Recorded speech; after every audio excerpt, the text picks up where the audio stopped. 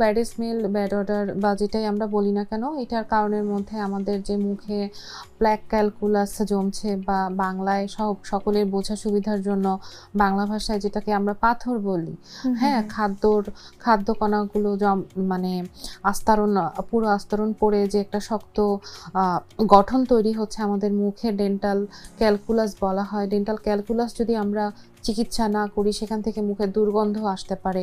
কিছু খাদ্যাভ্যাস আছে, যেমন হচ্ছে পান পাতা, তামাক, সিগারেট, অ্যালকোহল, এগুলো যদি কারো নিয়মিত অভ্যাস থাকে, সেখান থেকেও মুখে দুর্গন্ধ হতে পারে। যদি আমার মুখে লালার পরিমাণ কম থাকে, সেটাও কিন্তু মুখের দুর্গন্ধের একটি কারণ।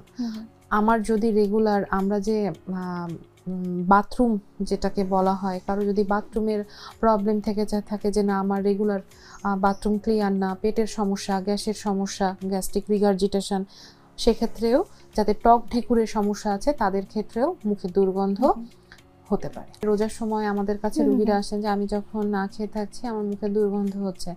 তো অনেক সময় হচ্ছে দীর্ঘক্ষণ যদি আমরা পানি না খাই বা আমরা কোনো খাদ্য গ্রহণ না করি, আমাদের খাদ্য দেখলে আমাদের খেতে ইচ্ছা হয়, তখন আমাদের লালা নিঃসরণটা বাড়ে। না খাওয়ার কারণে লালা নিঃসরণটা অনেক সময় কমে যায়।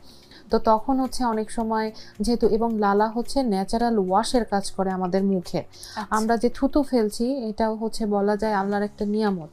তো ওটার থুতুর পরিমাণ বা লালার পরিমাণ যখন কমে যাচ্ছে, না খেয়ে থাকার একটা কজ, যে আমি যে অনেকক্ষণ না খেয়ে আছি, আমার লালার নিঃসরণ কমে গেছে এবং সেই ক্ষেত্রে মুখে দুর্গন্ধ হতে পারে। এবং সাথে এটাও দেখতে হবে আমার অন্য কোনো, শুধু এটার কারণেই কি আমার মুখে দুর্গন্ধ হচ্ছে, নাকি আমার দাঁতে পাথর আছে কিনা, তারপরে আমি রেগুলার ব্রাশ করছি কিনা, আমার ওরাল হাইজিন বা পরিষ্কার পরিচ্ছন্নতা মেনটেন করছি কিনা, বা আমার অন্য কোনো অসুখ আছে কিনা সিস্টেমিক, এগুলো আমাদেরকে এই আমার যে লালার নিঃসরণটা কমে গিয়েছে বা মুখে দুর্গন্ধ হচ্ছে, তাহলে আমাদেরকে এই বিষয়গুলো মাথায় রাখতে হবে।